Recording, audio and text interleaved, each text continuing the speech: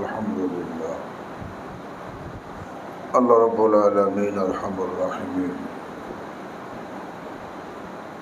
মেহেরবানি করে আমাদেরকে এই ইসলাহি মজলিসে শরীক হওয়ার তৌফিক দান করেছেন। আল্লাহ আমাকে আপনাদের প্রত্যেককে পরিপূর্ণ ইসলাহ দান করেন। ইতিপূর্বে যে কোরআনে কারীমের কথা আলোচনা হয়েছে,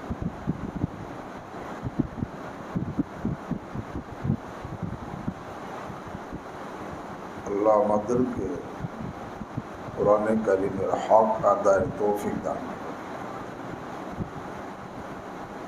এবং কোরআনে কারীম থেকে বিমুখ হওয়া, এই গুনাহ থেকে আল্লাহ আমাদেরকে বাঁচার তৌফিক দান করেন। কারণ কোরআনে কারীম দুনিয়ার জগতের মানুষের জন্য কারো পক্ষে থাকবে, কারো বিপক্ষে থাকবে।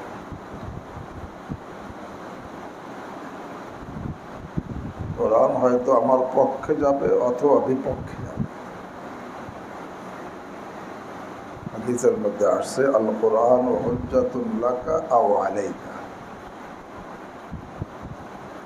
কোরআনে কারীম তোমার পক্ষে দলিল হবে অথবা তোমার বিপক্ষে দলিল হবে। কোরআনে কারীম যার পক্ষের দলিল হবে,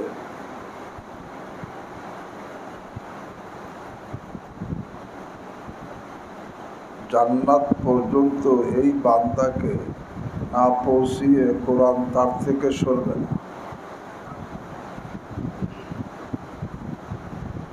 আর কোরআনে কারীম যার বিপক্ষে দলিল হবে,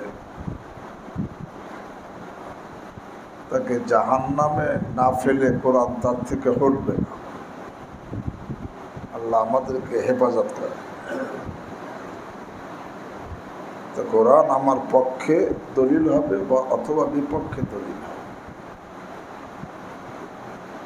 আল কোরআন হুজ্জাতুন লাকা আও আলাইকা।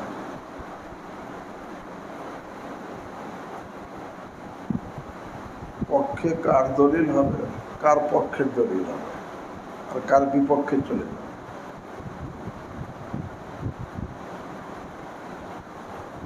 ফাতহুল মুলহিম একটা হাদিসের ব্যাখ্যা আছে, নাম ফাতহুল মুলহিম।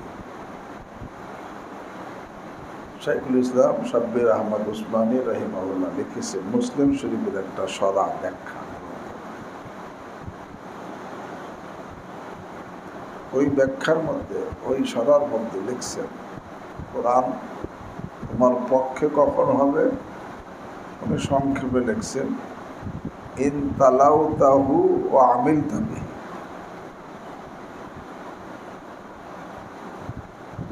যদি তুমি তেলাওয়াত করো এবং আমল করো। এর মধ্যে সব কথা কিন্তু আছে। কিভাবে?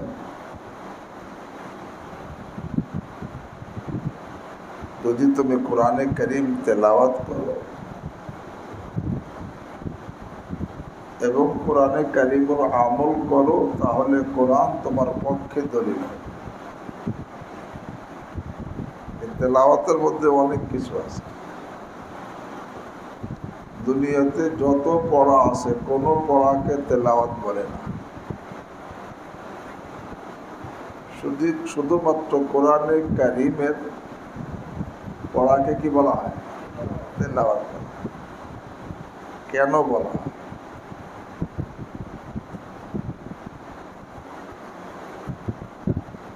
এই তালা ইয়াতলু তুলুয়ান, এর আবিধানিক অর্থ হলো অনুকরণ করা, পায়রাবি করা।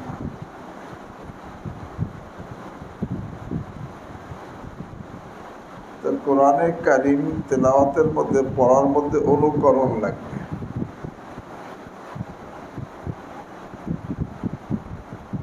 কার অনুকরণ? যার উপর কোরআন নাজিল হয়েছে।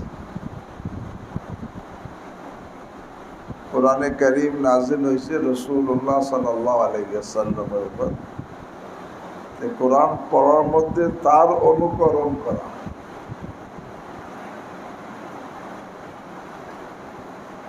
কোন দিক দিয়ে অনুকরণ?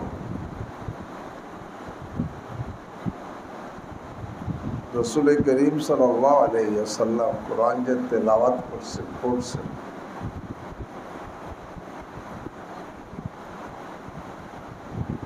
শুদ্ধ করে পড়ছেন না অশুদ্ধ পড়ছেন?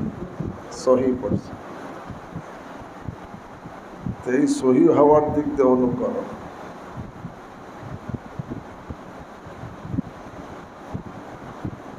তিনি কি মাঝে মাঝে পড়ছেন না সবসময় তেলাওয়াত করছেন? এই সব সময় তেলাওয়াতের দিক দিয়ে অনুকরণ। তিনি কি দেখানোর জন্য পড়ছেন না আল্লাহর সন্তোষের জন্য পড়ছেন? ইখলাসের সাথে তেলাওয়াত। তেলাওয়াত তো অনুকরণের সাথে পড়া। রাসূল করিম সাল্লাল্লাহু আলাইহি ওয়াসাল্লামের অনুকরণের সাথে পড়া হইলে তখন তাকে কি বলা হয়? তেলাওয়াত বলা হয়। আর তার অনুকরণ না হইলে তো তেলাওয়াত হলো না। তেলাওয়াতের মধ্যে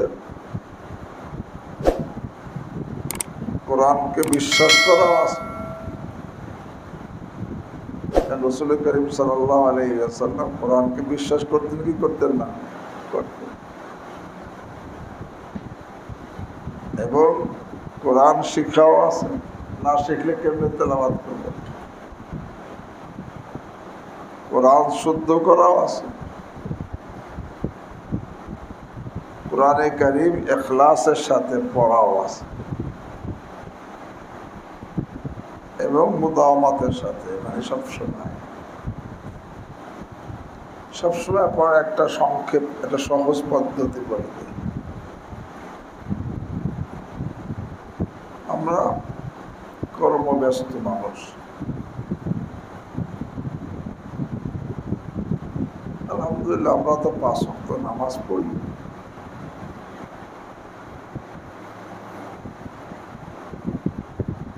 যদি আমি একটা নিয়ম বানাই নেই,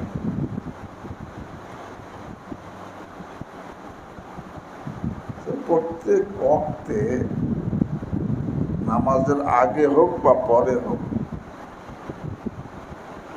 আমি মাত্র 1 পৃষ্ঠা তেলাওয়াত করব। কতটুকু? 1 পৃষ্ঠা তেলাওয়াত করতে কয় ঘন্টা লাগবে? হ্যাঁ, তো প্রতি ওয়াক্তে যদি আমি 1 পৃষ্ঠা তেলাওয়াত করি তো নামাজ কয় ওয়াক্ত? তো 5 ওয়াক্তে কয় পৃষ্ঠা হয়ে যাবে? 5 পৃষ্ঠা হয়ে যাবে। তো যখন নাকি প্রত্যেক দিন 5 পৃষ্ঠা হয়ে গেল, হাফিজে কোরআন শরীফে 1 পারায় 20 পৃষ্ঠা। প্রতিদিন আমার 5 ওয়াক্ত নামাজে 1 পৃষ্ঠা তেলাওয়াত করি, তাহলে প্রতিদিন হলো 5 পৃষ্ঠা। তো 4 দিনে কতটুকু হবে বলেন? 1 পারা। আমি 1 পারা তেলাওয়াত করার আমার একসাথে সময় নাই, আমি একটু করি। প্রতি ওয়াক্তে 1 পৃষ্ঠা তেলাওয়াত করব।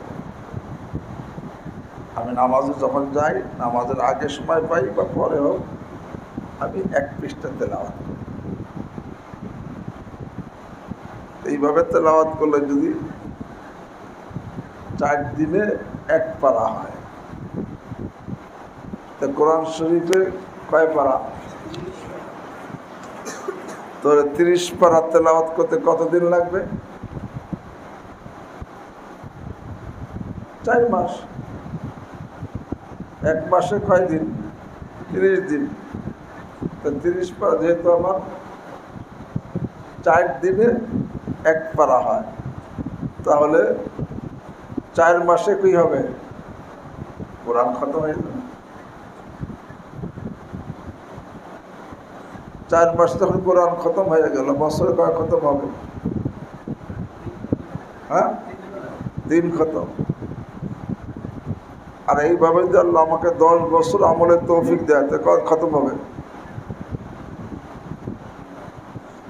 বছরে 3 খতম, 10 বছরে বলেন 30 খতম। সম্ভব কি সম্ভব না? মোবাইল দেখতে যদি আমি আধা ঘন্টা 1 ঘন্টা ব্যয় করতে পারি, তো কোরআনের 1 পৃষ্ঠা পড়ার জন্য সময় ব্যয় করতে পারবো না?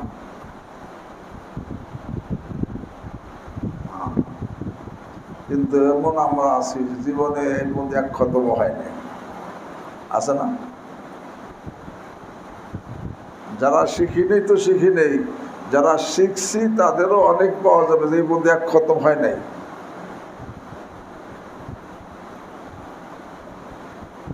আল্লাহ আমাকে আপনাদেরকে তৌফিক দান।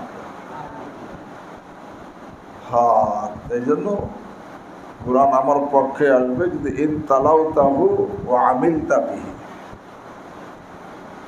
যদি তুমি কোরআনে কারীম তেলাওয়াত করো এবং কোরআনের উপর আমল করো।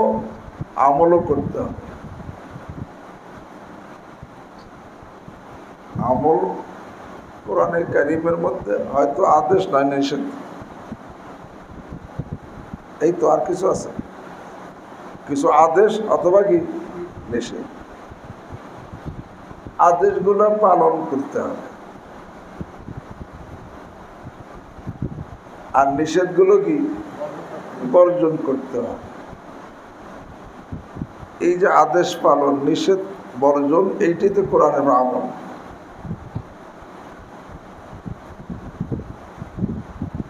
যদি কেহ এই কোরআনের আদেশগুলো পালন করে, নিষেধগুলো বর্জন করে, অর্থাৎ আমল করে, এই কোরআন তার পক্ষে দলিল হবে। কোরআন যার পক্ষে দলিল হবে, দুনিয়ার জীবনও তার ইজ্জতের হবে, দুনিয়ার জীবনও তার বরকতের হবে, দুনিয়ার জীবনও তার আরামের হবে। কোরআন যার পক্ষে দলিল। কারণ দুনিয়া হলো আখিরাতের ছায়া মনে করেন।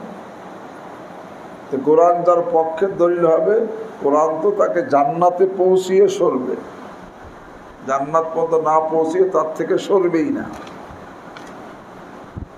যে আখিরাতে জান্নাতি হবে, দুনিয়াতে তার ইজ্জত হবে, তার জীবনে বরকত হবে, তার জীবনে আরাম হবে।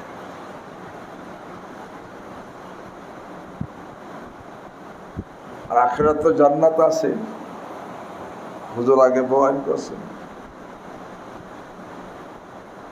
আর কোরআন যদি কারো বিপক্ষে চলে যায়, আল্লাহ মাফ করে দেন।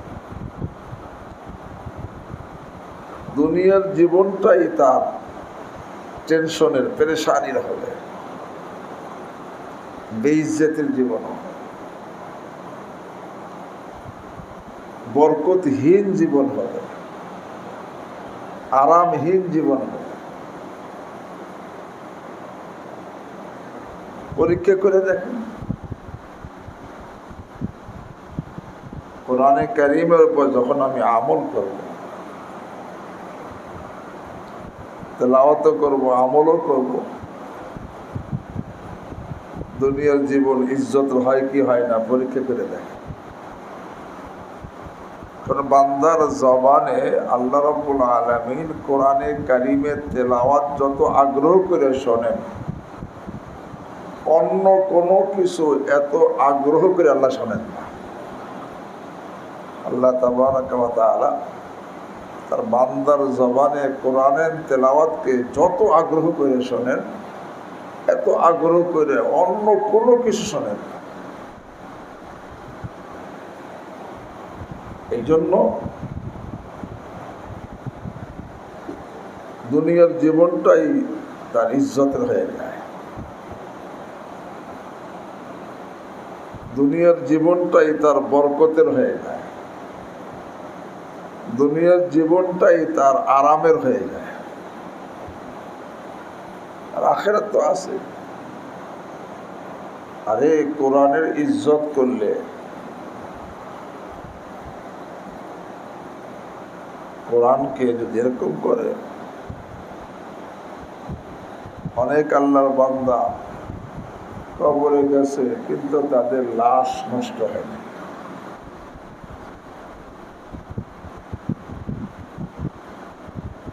ইমাম আহমদ ইবনে হাম্বল রাহিমাহুল্লাহ ইন্তেকালের পর যখন দাফন করা হয়েছে তার 120 বছর পরে তার কবর খুলে গেছে, কিন্তু দেখা গেছে যে তার দেহের মধ্যে কোনো পরিবর্তন আসে নাই, তার কাফনের মধ্যে কোনো পরিবর্তন আসে না। কোরআনের বর্ণনা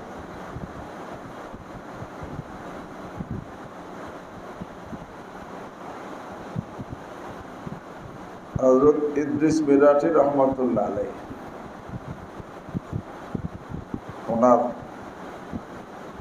উনি শেষ বয়সে মদিনা মুনাওয়ারায় থাকতেন। না, বদরে আলম মিরাটি, ইদ্রিস না, বদরে আলম মিরাটি রহমাতুল্লাহ আলাইহি শেষ বয়সে মদিনা মুনাওয়ারায় পরে ওখানে ইন্তেকাল করছেন। মদিনা মুনাওয়ারা কবরস্থানে তাকে দাফন করা হয়েছে। আর ওখানে তো অনেক লোক দাফন হয়, ওখানে নিয়ম হলো 6 মাস পর পর ওই যে দাফন করা হয়েছে দাফনের 6 মাস পর কবর থেকে হাড্ডি থাকলে সব উঠাইয়া এক পাশে এক জায়গা রেখে পুঁতে রাখা হয়, সেখানে আবার নতুন লাশ দাফন করা হয়। এখন এই বদরে আলম মিরাটি রহমাতুল্লাহ আলাইহি দাফনের পর 6 মাস পরে কবর খুলছে, উঠিয়ে ফেলবে, দেখে দেহ পুরো অক্ষত না এবং সব কাপড় অক্ষত, কোনো পরিবর্তন নেই 6 মাসে। কেমনে উঠেছে, আবার ঢেকে রাখছে, আবার 6 মাস পরে আবার করছে, আবার একই অবস্থা। এরকম 2-3 রকম আমরা বুঝছে যে না, এটা উঠানো যাবে না। পর ওই অবস্থায় কারণ তার লাশ অক্ষত রয়েছে, কোনো পরিবর্তন হয় নাই, কাফনও পরিবর্তন হয় নাই। এই ঘটনার পরে বদরে আলম মিরাটি রহমাতুল্লাহ ছেলে ছিল আফতাবে আলম মিরাটি, তার কাছে জিজ্ঞাসা করা হয়েছে ওনার কি বিশেষ আমল ছিল যে আমলের বরকতে এই অবস্থা, কবরে লাশ নষ্ট হয় নাই, কাফনও পরিবর্তন হয় নাই।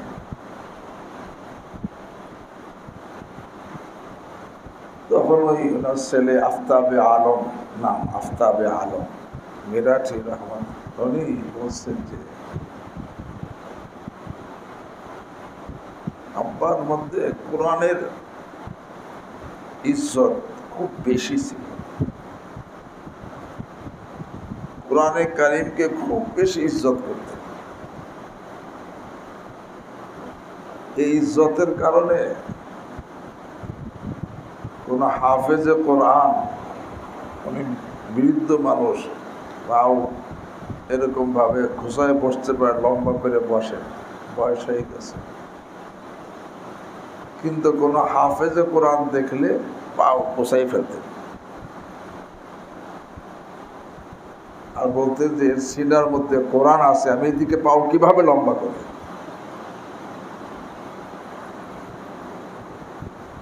তো কোরআনে কারীমের ইজ্জত,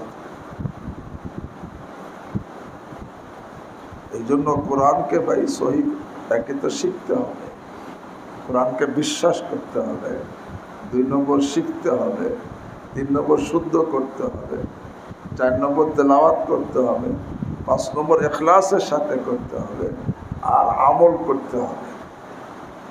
তখন কোরআন পক্ষে চলে আসবে। আল্লাহ আমাকেও তৌফিক দান। হুজুর আগে বলছেন, আর যদি আমি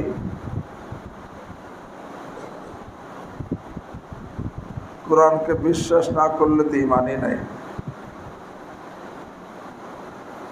কোরআন না শিখলে কোরআন থেকে মুখ ফিরিয়ে নেওয়া হলো। আর শিখছি কিন্তু শুদ্ধ করলাম না, কোরআনের তেলাওয়াত করলে তারপর লানত করা হবে, শুদ্ধ না। আর শুদ্ধ করছি, তেলাওয়াত করলাম না, এটাও কোরআন থেকে মুখ ফিরিয়ে নেওয়ার মধ্যে শামিল। অত খুব তেলাওয়াত করতেছি, আন্তর্জাতিক প্রতিযোগিতায় অংশগ্রহণ করবো, এগুলো খুব তেলাওয়াত, তবে আল্লাহর জন্য না। এটা কোরআন থেকে মুখের তেলাওয়াত হলো না, কোরআন থেকে মুখ ফিরিয়ে নেওয়ার মধ্যে শামিল। আর ইখলাসের সাথে তেলাওয়াত করলাম কিন্তু আমল করলাম না, এটাও কোরআন থেকে মুখ ফিরে নেওয়ার মধ্যে শামিল। তবে এই কোরআন তেলাওয়াত করা, আমল করা, এর মাকসাদ আল্লাহ পর্যন্ত পৌঁছা, উসুল ইলাল্লাহ, আল্লাহ পর্যন্ত পৌঁছায়। যে আমরা পড়তেছি, কোরআন পড়ি, কিতাব পড়ি, নামাজ পড়ি, রোজা করি, হজ করি, যাকাত দিই, দান খয়রাত করি, মসজিদ বানাই, মাদ্রাসা বানাই, যত নেক আমল আছে করি, এর সব কিছুর উদ্দেশ্য হলো উসুল ইলাল্লাহ, আল্লাহ পর্যন্ত পৌঁছা।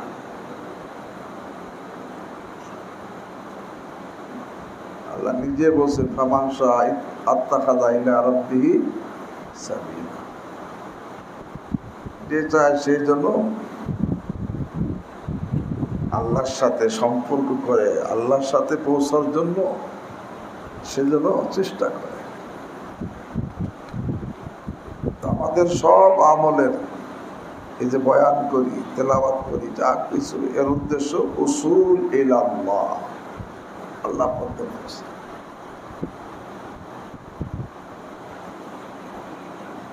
তবে আল্লাহ পর্যন্ত পৌঁছতে পারলে দুনিয়াও সফল, আখিরাতেও কি সফল।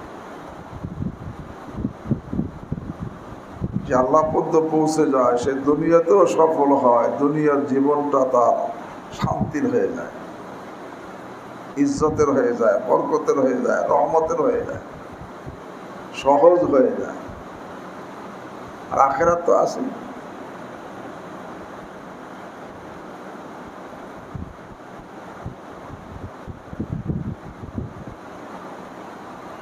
তবে আল্লাহ পর্যন্ত পৌঁছতে পারবে কে?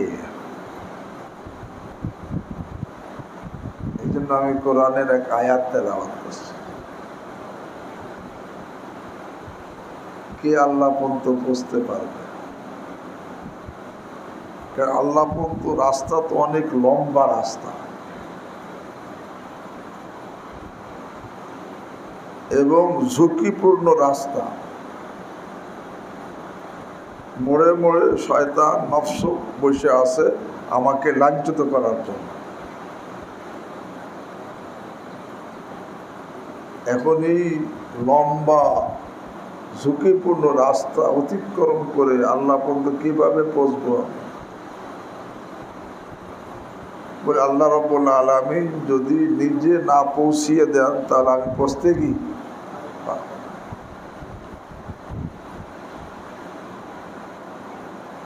এক বাদশাহ তার বালাখানার ছাদে বসে আছে।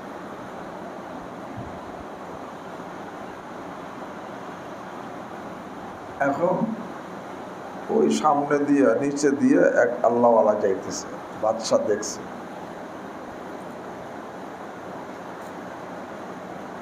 দেখার পরে বাদশাহ তার লোকজনকে বলছে, ওই যে আল্লাহওয়ালা যায় তাকে আমার এখানে নিয়ে আসো।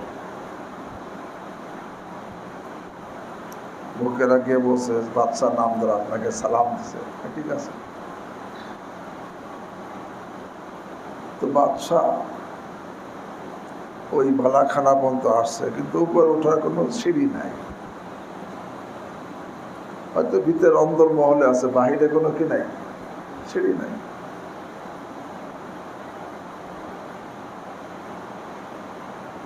এখন বাদশাহ তার লোকজনকে বলছে,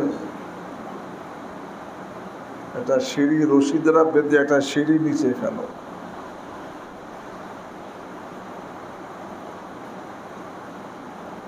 তো রশি বেঁধে একটা সিঁড়ি নিচে ফেলছে, সিঁড়ি যেখানে দাঁড়ানো যায় এমন কায়দা।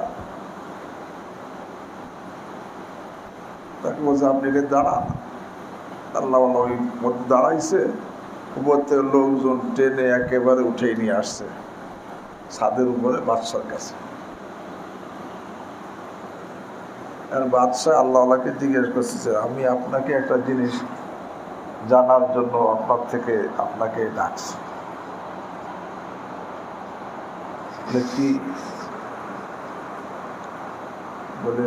সেটা হলো যে আল্লাহ পর্যন্ত পৌঁছার তরিকা কি, কিভাবে আল্লাহ পর্যন্ত পৌঁছা যাবে। আল্লাহ সাথে সাথে বললে উঠছেন যেইভাবে আপনার পর্যন্ত পৌঁছছি এইভাবে আল্লাহ পর্যন্ত পৌঁছতে হবে।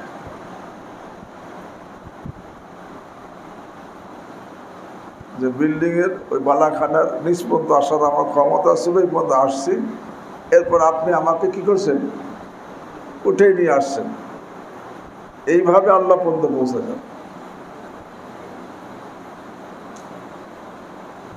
তো আল্লাহ রাব্বুল আলামিন না যদি কাউকে আল্লাহ পর্যন্ত না পৌঁছান, সে আল্লাহ পর্যন্ত পৌঁছতে কি পারবে না। আল্লাহ কাকে পৌঁছাই দেন এই কথাটাই তেলাওয়াত করছে। আল্লাহ রাব্বুল আলামিন আরহামুর রাহিমিন ইরশাদ করেন, আউযু বিল্লাহি মিনাশ শাইতানির রাজীম, আল্লাযীনা জাহাদু। আল্লাহ রাব্বুল আলামিন ইরশাদ করেন যারা নাকি মুজাহাদা করবে। মুজাহাদার আবিধানিক অর্থ হলো মাশাক্কাত, কষ্ট করা। আর পরিভাষার অর্থ হলো মুখালাফাতুন নফস, মনের বিরোধিতা করা। মুজাহাদার ইসতিলাহি অর্থ, পরিভাষার অর্থ কি বলে? মনের বিরোধিতা করা। আবিধানিক অর্থ হলো কষ্ট করা, মাশাক্কাত। আর পরিভাষার অর্থ হলো মুখালাফাতুন নফস, মনের বিরোধিতা করা। মনের বিরোধিতা অর্থ কি? মনে যেটা চায় সেটা করা, না যেটা চায় না সেটা করা। মনে যেটা চায় সেটা না করলে তো বিরুদ্ধ হইল না। মনে যেটা চায় সেইটা করলে তো মন চাহি হইল। মনে যেটা চায় তার বিরোধিতা করতে হবে। মনে চায় মোবাইল দেখতে, এখানে কি করতে হবে? মনে চায় এরকম আড্ডা দিতে, এখানে কি করতে হবে? বিরোধিতা করতে হবে। মনে চায় ঘুষ খাইতে, এখানে কি করতে হবে? মনে চায় কত অন্যায় কাজ করতে, এখানে মুজাহাদা মানে এর এই পরিভাষার অর্থ হলো যে যারা নাকি মনের বিরোধিতা করবে। কোন দিক দিয়ে বিরোধী? দুই প্রকার বিরোধী, মনের বিরোধিতা। যত গুনাহ আছে সব গুনাহ করতে কি চায়? মনে চায় কি চায় না? যত পাপ আছে সে পাপ কিন্তু করতে মনে চায়। এখন এই পাপ ছাড়ার ব্যাপারে মনের বিরোধিতা করা। মনে চাবে পাপ করতে, সেখানে বিরোধিতা করে পাপকে কি করতে হবে? তারকে মাসিয়াত মানে গুনাহকে ছাড়তে হবে। মনের বিরোধিতা না করলে কেউ পাপ ছাড়তে কি পারবে না। আর যত নেক আমল আছে করতে মনে চায় না। যত নেক আমল আছে করতে মনে চাইলে সবাই তো কি নেককার হয়ে যেত। নেক কাজ করতে মনে চায়, কি কর চায় না। এখানে আদায় তাআত, আরে মনের বিরোধিতা করে নেক আমল করা। এই ইলম শেখাও একটা নেক আমল। পড়তে মনে চায় না, তো মনের বিরোধিতা করে কি করা? পড়া। তেলাওয়াত করতে মনে চায় না, মনের বিরোধিতা করে কি করা? তেলাওয়াত করা। নামাজ পড়তে মনে চায় না, মনের বিরোধিতা করে কি করা? নামাজ পড়া। তো কিছু হলো গুনাহ বর্জনের ব্যাপারে মনের বিরোধিতা করবে যারা, আর নেক আমল করার ব্যাপারে মনের বিরোধিতা। নেক আমল ফরজ হোক আর নফল হোক, গুনাহ বড় গুনাহ হোক আর ছোট গুনাহ হোক, আল্লাহুল্লাযীনা জাহাদু, যারা নাকি এরকম কষ্ট করবে, মানে মনের বিরোধিতা করবে, গুনাহ ছাড়ার লাই, গুনাহ ছেড়ে মনের বিরোধিতা করবে, আর নেক আমল আদায় করে মনের বিরোধিতা করবে, তবে সব নেক আমল ফরজ আর নফল। কারণ আমি যে আল্লাহর নিকটবর্তী হতে চাই, ফরজও লাগবে, বলেন নফলও লাগবে। হাদিসে কুদসির মধ্যে আসছে, আল্লাহ রাব্বুল আলামিন ইরশাদ করেন,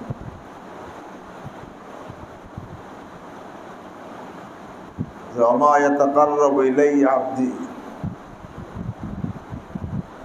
ওমা ইয়াতাকাররাবু ইলাইয়া আবদি বিশাইইন আহাব্বা ইলাইহি মিম্মা ইফতারাস্তু আলাইহি। আল্লাহ বলেন, বান্দা ফরজ দ্বারা আমার যত বেশি নিকটবর্তী, ফরজ আদায় করার দ্বারা, অন্য কোনো আমল দ্বারা তারা এত নিকটবর্তী হইতে কি পারবে না। ওমা ইয়াতাকাররাবু ইলাইয়া আবদি বিশাইইন আহাব্বা ইলাইয়া মিম্মা ইফতারাস্তু আলাইহি।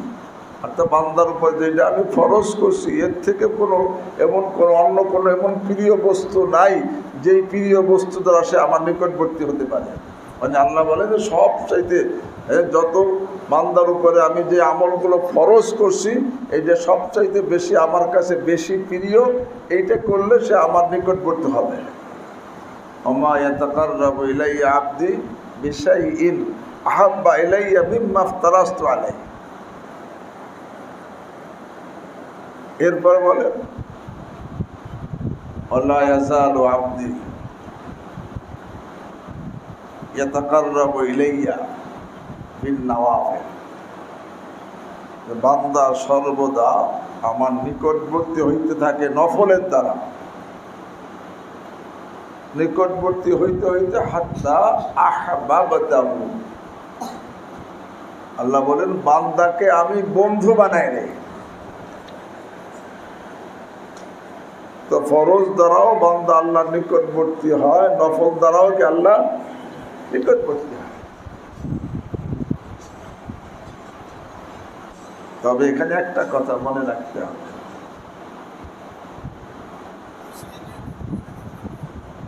ফরজের গুরুত্ব বেশি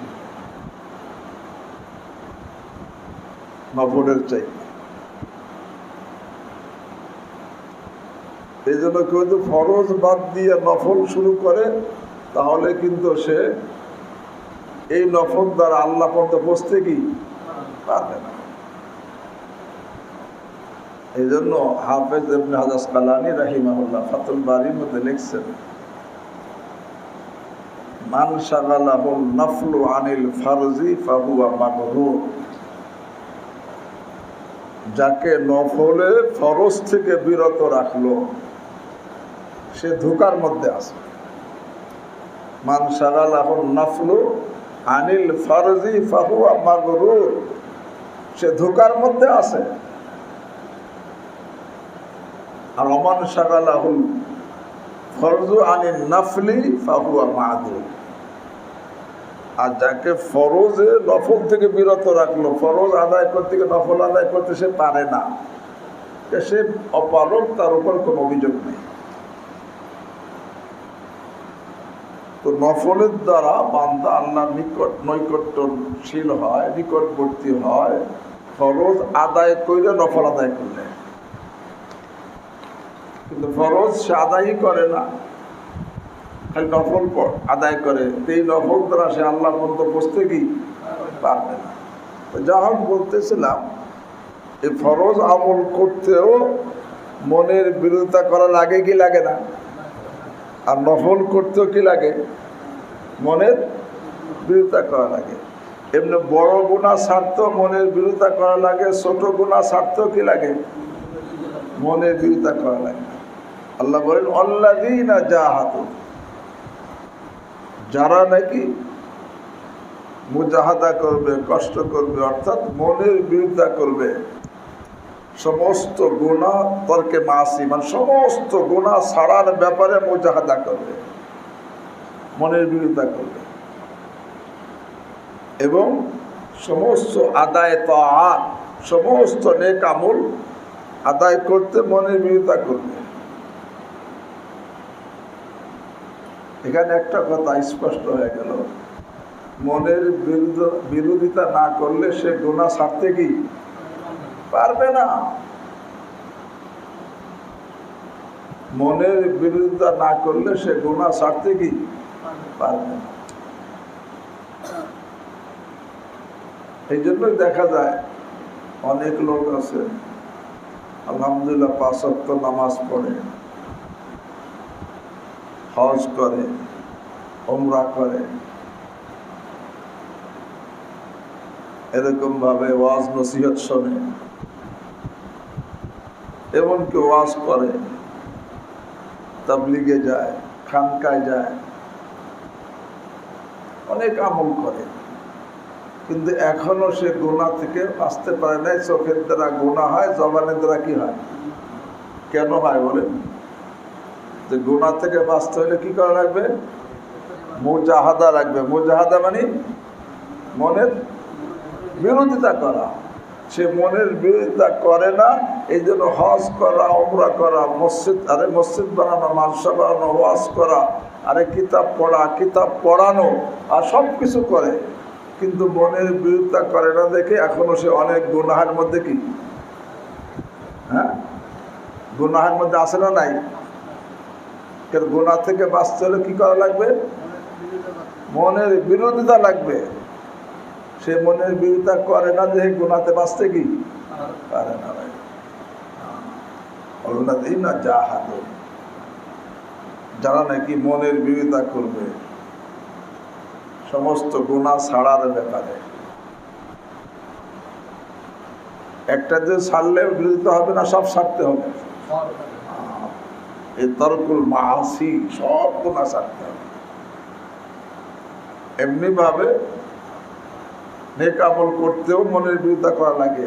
সব নেক আমল ফরজ নফল করতে হবে। আল্লাহ বলেন আল্লাযীনা জাহাদু, যারা নাকি গুনাহ বর্জনের ব্যাপারে মনের বিরোধিতা করবে, মানে মনের গুনাহ করতে মনে চাবে, তারপর সে গুনাহ করবে না। আমল করতে মনে চাবে না, তারপর সে আমলকে ছাড়বে না। গুনাহ করবে না, আমল ছাড়বে না। হ্যাঁ, এই গুনাহ যে করবে না, এর জন্য কিন্তু মুজাহাদা, মনের বিরোধিতা করা লাগবে কি লাগবে না? লাগবে। আমল যে ছাড়বে না, এখানে মনের বিরোধিতা করা লাগবে কি লাগবে না? আল্লাহ বলেন আল্লাযীনা জাহাদু, যারা নাকি এরকম মনের বিরোধিতা করবে সব গুনাহ ছাড়ার ব্যাপারে, আর সব নেক আমল করার ব্যাপারে মনের বিরোধিতা করবে। পরে বলেন ফিনা, ফিনা, এই বিরোধিতা করবে। ফিনা, ফিনার দুইটা অর্থ। আরবিতে ফি শব্দ সবাব, কারণ বোঝানোর জন্য ব্যবহার হয়। যেরকম রিওয়ায়াতের মধ্যে আসে দাখালাতিন নারা ইমরাআতুন ফি হিররাতিন, একজন মহিলা জাহান্নামে প্রবেশ করছে একটা বিড়ালের কারণে। এটি মানে কি? কারণে। দাখালাতিন নারা ইমরাআতুন ফি হিররাতিন, একজন মহিলা জাহান্নামে প্রবেশ করছে বিড়ালের কারণে। মানে বিড়ালকে সে বেঁধে রাখছিল, খাবারও দেয় নাই, ছেড়েও দেয় নাই, পরে বিড়ালটা মারা গেছে। এই কারণে মহিলা কোথায় চলে গেছে? এখানে দাখালাতিন নারা ইমরাতুন ফি হিররাতিন, এখানে ফি মানে কারণে, একটা বিড়ালের কারণে এই একটা মহিলা কোথায় চলে গেছে? জাহান্নামে। ফি কারণের অর্থ দেখে ফি সাবাবিয়া বলা হয়। তো ফি না মানে এই সাবাবিয়াতের অর্থ এখানে আছে, লিআজলিনা, যারা নাকি মনের বিরোধিতা করবে। কেন? আল্লাহ কয় লিআজলিনা, আমার জন্য। নামের জন্য করবে না, দেখানোর জন্য করবে না, দুনিয়ার জন্য করবে না, প্রশংসার জন্য করবে না, করবে কার জন্য? আল্লাহ বলেন আল্লাযীনা জাহাদু ফীনা, যারা নাকি মুজাহাদা করবে, মনের বিরোধিতা করবে, এলেম শিখবে, এলেম আমল করবে, আমল এলেম শিখাবে, বয়ান করবে, আরে এরকম হজ করবে, উমরা করবে, এই সব মনের বিরোধিতা করবে। তবে কেন করবে? ফিনা, ফিনা মানে লিআজলিনা, আল্লাহকে আমার জন্য করবে। আমার জন্য মানে আমার সন্তুষ্টি অর্জনের জন্য। আর ফি আবার জরফের অর্থ আসে, পাত্র বোঝায়। জাইদুন ফিদ্দার, জায়েদ তখন মধ্যের অর্থ দেয়। জায়েদ ঘরের মধ্যে, ফিদ্দার মানে ঘর, দার মানে ঘর, ফিদ্দার ঘরের মধ্যে। এই মধ্যে বোঝায় যে ফি, তাকে জরফ বলা হয়, ফি জরফিয়া।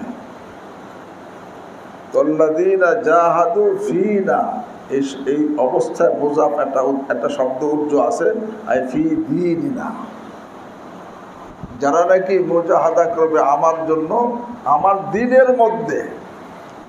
মুজাহাদাটা দ্বীনের মধ্যে থেকে হইতে হবে, দিন থেকে বের হইলে হবে না। অর্থাৎ বদ্দিনী তরিকায় মুজাহাদা করলে হবে না, দ্বীনী তরিকায় মুজাহাদা করতে হবে।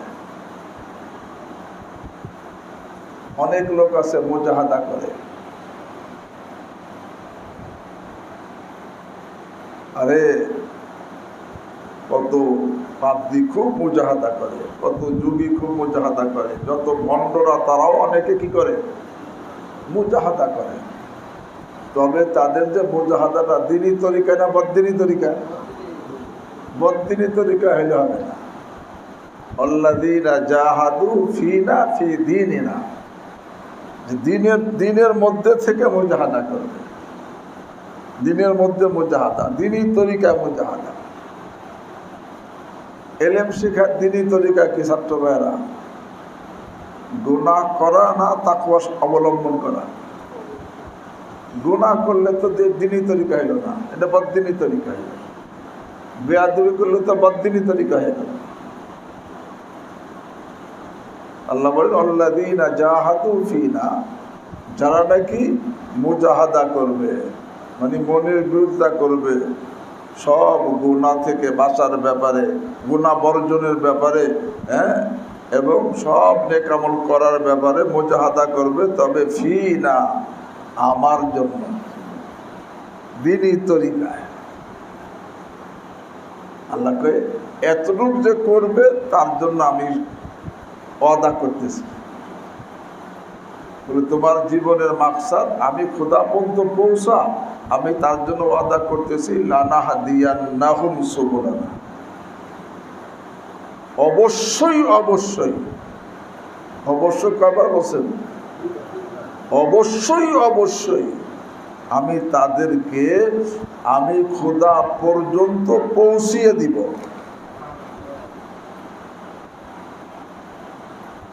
তো খোদা পর্যন্ত আল্লাহ কাকে পৌঁছাবেন? যে মুজাহাদা করবে আল্লাহর জন্য দ্বীনী তরিকায়। মুজাহাদা মানে কি বলছি? কার বিরোধিতা? মনের বিরোধিতা। এবার আজ পর্যন্ত ছাত্র ভাইদেরকে জিজ্ঞেস করি, আজ পর্যন্ত কোন লোক বড় আলেম হয়েছে মনের বিরোধিতা না করে? তোমরা জানো? বড় হইতে পারছে, মানে মনের বিরোধিতা না করে বড় আলেম হইতে পারছে? আরে মনের বিরোধিতা না করে বড় আমলকারী হইতে পারছে? মনের বিরোধিতা না করে বড় আল্লাহ হইতে পারছে? একজনও পারে না। আল্লাযীনা জাহাদু ফীনা। কারণ আল্লাহ রাব্বুল আলামিন এইটাই নিয়ম বানাইছেন যে মনের বিরোধিতা করবে আল্লাহ তাকে উপরে উঠাবেন, আর মন চাহি জীবন যাপন করবে আল্লাহ তাকে ডাবাবেন। যারা মনের বিরোধিতা করবে, তবে মনের বিরোধিতা করাটা হবে আল্লাহর জন্য দ্বীনি তরিকায়। আল্লাহর জন্য দ্বীনি তরিকায় যে মুজাহাদা করবে, মনের বিরোধিতা করবে, আল্লাহ তাকে কি করবেন? উপরে উঠাবেন। আর যে মনে যা চায় তাই করবে, আল্লাহ তাকে নিচে কি নামাই দিবেন। যারা বড় হইছে, একজনও মনের বিরোধিতা করা ছাড়া বড় হইতে কি পারে না। এটা আল্লাহর নিজাম যে মনের বিরোধিতা করলে আল্লাহ তাকে উপর উঠাবেন, আর মনে যেটা চায় সেটা করলে আল্লাহ তাকে নিচে নিচে নামাই দিবেন। আর হাকিমুল উম্মাহ মুজাদ্দিদ বিল্লাহ শাহ আশরাফ আলী থানভী নওয়ারাল্লাহু মারকাদা একটা কাল্পনিক গল্প করছেন, কাল্পনিক, তবে উপদেশ আছে। পানি দেখেন ঠান্ডা, পান করলে পিপাসা দূর হয়ে যায়। পানি পবিত্র, নাপাক জিনিস পানি দ্বারা কি হয়ে যায়? পবিত্র হয়ে যায়। আর পানি পরিষ্কার, দেখা যায় যে ময়লা জিনিস পানি দ্বারা কি হয়? পরিষ্কার হয়ে যায়, তাই না?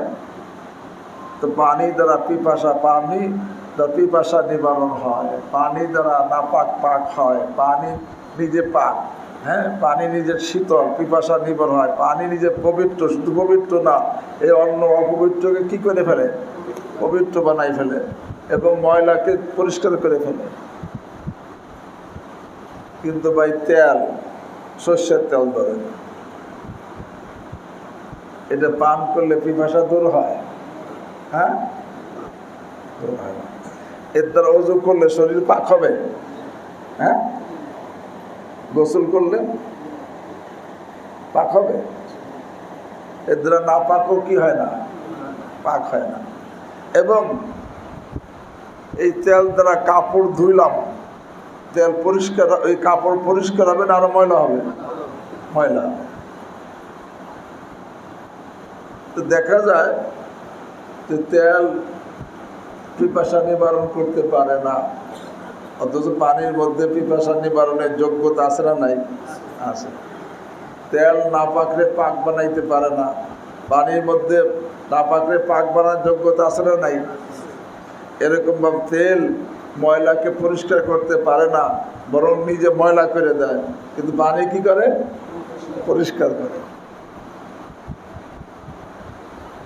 এখন প্রশ্ন, একটা জগ বা বালতির মধ্যে আপনি পানিও ডালছেন, তেলও ডালছেন, কোনটা উপরে থাকবে? হ্যাঁ, তেল উপরে থাকবে। আপনি আগে তেল ডালছেন, পরে পানি দিছেন, তারপরে তেল কোথায় চলে আসবে? অথবা পরে দিলেও তেল কই থাকবে? আর পানি, এখন পানি নিচে পড়ে তেল রে কয়, রে তুই কেন উপরে থাকিস? তুই পিপাসা নিবারণ করতে পারিস না, তুই এরকম ভাবে না পাকলে পাক বানাইতে পারিস না, ময়লারে পরিষ্কার করতে পারিস না, আরো ময়লা করে দিস, তো কেন তুই উপরে থাকবি? আমি নিচে থাকবো কেন? এখন তেল পানিরে বলে সব ঠিক আছে,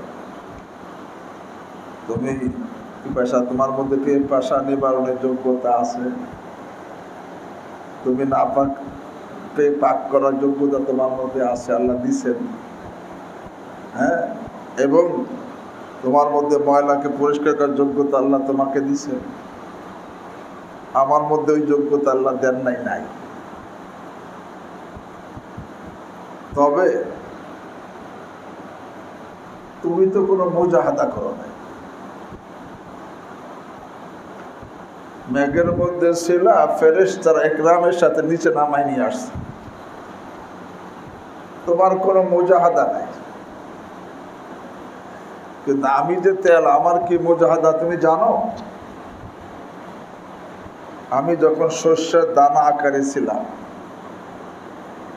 আমার বুকের উপরে হাজার হাজার মণ মাটি চাপা দেওয়া হয়েছে। মাটির নিচে আমার দেহ পচে, চামড়া পচে গেছে। মাটি চাপা এক মুজাহাদা, আবার আমার চামড়া সব সিল্কা পচে গেছে, যার এক মুজাহাদা করে। ওই মুজাহাদা করে মাটি ধাক্কায় উপরে উঠা লাগছে।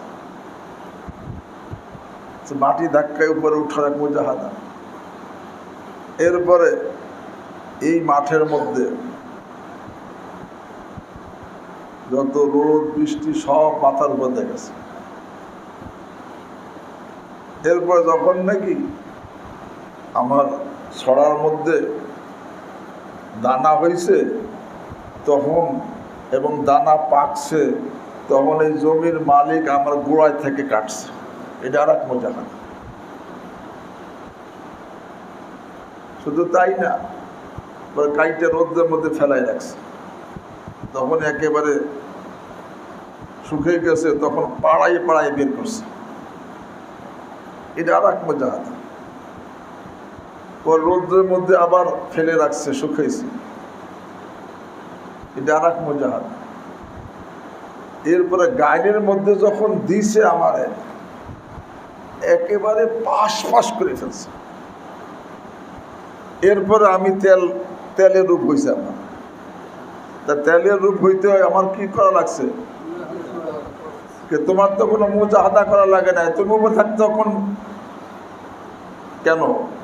কারণ আল্লাহ নিয়মে বানাইছেন যে মুজাহাদা করবে সে উপরে থাকবে,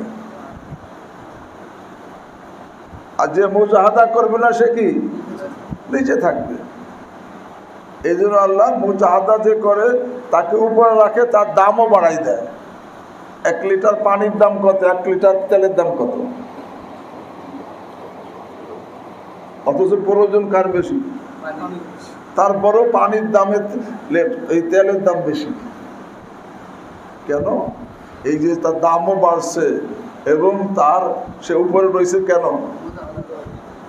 তো বোঝা গেল উপরে থাকার পদ্ধতি কি? মুজাহাদা করা।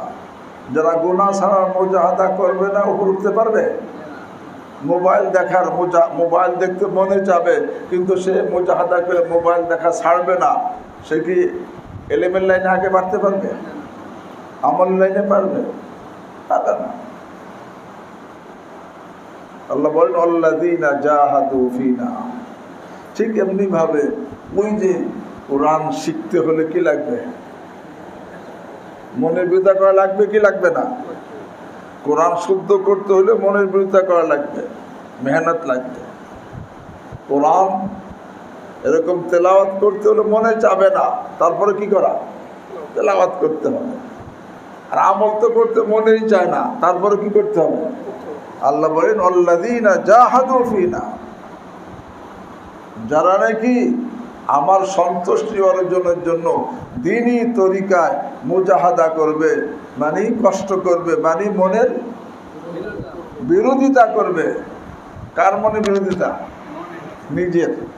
নিজের বিরোধিতা, নিজের মনের বিরোধিতা করবে। আল্লাহ কয়ে তাহলে আমি অবশ্যই তাদেরকে আমি খোদা পর্যন্ত পৌঁছিয়ে দিব। লানাহদিয়ান্নাহুম, এই হেদায়েত মানে ইসাইল মতলুব। আল্লাহ তো সবাইকে রাস্তা এমনি দেখান, মুজাহাদার পরে যে হেদায়েত আসে সেখানে হলো কি অর্থ? ইসাইল মতলুব, মানে আমি তাকে গন্তব্যের স্থানে পৌঁছিয়ে দিই। আল্লাযীনা জাহাদু ফীনা লানাহদিয়ান্নাহুম সুবুলানা। আল্লাহ কাছে আমি অবশ্যই তাদেরকে আমি খোদা পর্যন্ত পৌঁছিয়ে দিই। ভাই যে আল্লাহ পর্যন্ত পৌঁছে যায়, আল্লাহ হয়ে যায়, তার দুনিয়া আখেরাত সব ঠিক হয়ে যায়। দুনিয়াটা ইজ্জতের জীবন হয়, বরকতের জীবন হয়, শান্তির জীবন হয়, টেনশন মুক্ত জীবন হয়, মজার জীবন হয়। যখন সে আল্লাহ পর্যন্ত পৌঁছে যায় তখন আর তার মুজাহাদা থাকে না, তখন সে মজার মধ্যে থাকে। এই জন্য আল্লাহওয়ালারা কি বলছেন, হযরত ইব্রাহিম আযহাম রাহিমাহুল্লাহ কসম খেয়ে বলতেন, আল্লাহি ইন্না লাফি লাযযাতিন লাউ আলিমাহাল মুলুক লাজাদালুনা আলাইহা বিসসাইফ। খোদার কসম, আমরা এমন মজার মধ্যে আছি, যদি রাজা বাদশারা জানতো তাহলে এই মজাকে ছিনে নেওয়ার জন্য তারা আমাদের সাথে সশস্ত্র যুদ্ধ করত। কারণ এই মজার স্বপ্ন রাজা বাদশারা কি পায় না, দেখে না। এই জন্য তাই পুরা দিনের, পুরা শরীয়তের, পুরা দিনের আর সমস্ত ইবাদতের রুই হলো মুজাহাদা করা। মনের বিরুদ্ধে না করে কেহ কামিয়াব হইতে পারে নাই, পারবে না। হাজেব আল্লাহর জন্য দ্বীনি তরিকায় মুজাহাদা করবে, আল্লাহ তাকে সাহায্য করবেন। শুধু সাহায্য করবেন, আল্লাহ বলেন আমি অবশ্যই অবশ্যই তাদেরকে আমি খোদা পর্যন্ত পৌঁছার যত রাস্তা, এই সব রাস্তার এলেম শিখাবো, সব রাস্তা দেখাবো, আর পরে আমি কুদরতি হাত দ্বারা ধরে ধরে তাকে আমি খোদা পর্যন্ত পৌঁছিয়ে দেব। এখন মুজাহাদা করতে কে কে রাজি আছি? আল্লাহ আমাকে আপনাদের সকলকে তৌফিক দান।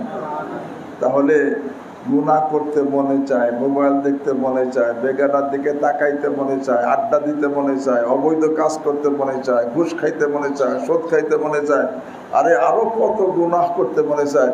গুনার চাহিদা নিয়ে ছেলের দিকে তাকাইতে মনে চায়, এরকম বিভিন্ন গুনাহ করতে মনে চায়। এখন মুজাহাদা করা মানে কি? মনের বিরুদ্ধে করা, যে আমি মনে চাবে তারপর আমি কি করব না। আর যত নেক আমল আছে করতে মনে চায় না, ফরজগুলো ঠিকমতো আদায় করতে মনে চায় না, নফল আদায় করতে মনে চায় না, আরে তেলাওয়াত করতে, কোরআন শিখতে মনে চায় না, কোরআন তেলাওয়াত করতে মনে চায় না, সহি করতে মনে চায় না, আরে তারপরেও মনের বিরোধিতা করে করতে হবে। আল্লাহ কয় যারা নাকি মনের বিরোধিতা করে সমস্ত গুনাহকে, গুনাহকে ছাড়বে, আর মনের বিরোধিতা করে সমস্ত নেক আমল করবে আমার জন্য দ্বীনি তরিকায়, আমি অবশ্যই অবশ্যই তাদেরকে আমি খোদা পর্যন্ত পৌঁছার যত রাস্তা আছে এই রাস্তা তাদেরকে, রাস্তার এলেম তাদেরকে দিয়ে দিব, এই রাস্তা তাদেরকে দেখায় দিব। শুধু দেখায় দিব না, আমি তাদেরকে খোদা পর্যন্ত পৌঁছিয়ে দিব। আল্লাহ পর্যন্ত পৌঁছার তরিকা কি? মুজাহাদা করা। যে মুজাহাদা করবে না সে পৌঁছতে কি পারবে না। আর যে করবে আল্লাহ তাকে যদিও যত রাস্তা দেবাই, আল্লাহ যখন নিজেই তাকে এই রাস্তা, সহি রাস্তা এলেম দিয়ে দিবে, নিজেই রাস্তা দেখায় দিবে, নিজেই তাকে হাত ধরে পৌঁছে দিবে, তার কি লাইনচ্যুত হওয়ার কোনো আশঙ্কা আছে? আরে যে মুজাহাদা করে আল্লাহর জন্য দ্বীনি তরিকায়, আল্লাহর হাতের মধ্যে থাকে, আর দুনিয়ার রাজা বাদশার হাতের মধ্যে যে থাকে, সে যখন নাকি তার হালাক হওয়ার কোনো আশঙ্কা থাকে না, ক্ষতি হওয়ার কোনো আশঙ্কা থাকে না, আর যে আল্লাহর হাত কুদরতি হাতের মধ্যে থাকবে সে কিভাবে হালাক হবে, কিভাবে তার ক্ষতি হবে? আল্লাহ রাব্বুল আলামিন আরহামুর রাহিমিন আমাকে আপনাদের সকল এখন থেকে এরকম গুনাহ বর্জনের ব্যাপারেও মুজাহাদার তৌফিক দান করে। ভাই মুজাহাদা না করে গুনাহ ছাড়তে কি পারবো না, মনের বিরোধিতা করা লাগবে। এটা আল্লাহ নিয়ম বানাইছেন। আর মুজাহাদা না করে নেক আমল করতে কি, যে নাকি এরকম মুজাহাদা করবে, তবে মুজাহাদা করবে কার জন্য? কোন তরিকায়? দ্বীনের তরিকায়। যে নাকি দ্বীনি তরিকায় আল্লাহর জন্য সব গুনাহ ছাড়ার ব্যাপারে মুজাহাদা করবে, এবং সব নেক আমল আদায় করার ব্যাপারে মুজাহাদা করবে, মনের বিরোধিতা করবে, আল্লাহ তাদেরকে আল্লাহ পর্যন্ত পৌঁছিয়ে দিবেন। আল্লাহ তাদেরকে যিনি এলেম দান করবেন, আমলের তৌফিক দিবেন এবং তাদেরকে বড় বানাবেন, আগে বাড়াবেন, উপরে উঠাবেন, তাদের মর্যাদা বৃদ্ধি করবেন, তাদেরকে আল্লাহ পর্যন্ত পৌঁছিয়ে দিবেন। আল্লাহ আমাদের সকলকে তৌফিক দান করুন। সুবহানাল্লাহি ওয়া বিহামদিহি, সুবহানাকাল্লাহুম্মা ওয়া বিহামদিক, আশহাদু আল লা ইলাহা ইল্লা আনতা, আস্তাগফিরুকা ওয়া আতুবু ইলাইক। اللهم صل على سيدنا محمد وعلى آل سيدنا محمد يا محمد ربنا ظلمنا أنفسنا وإن لم تغفر لنا وترحمنا لنكونن من الخاسرين.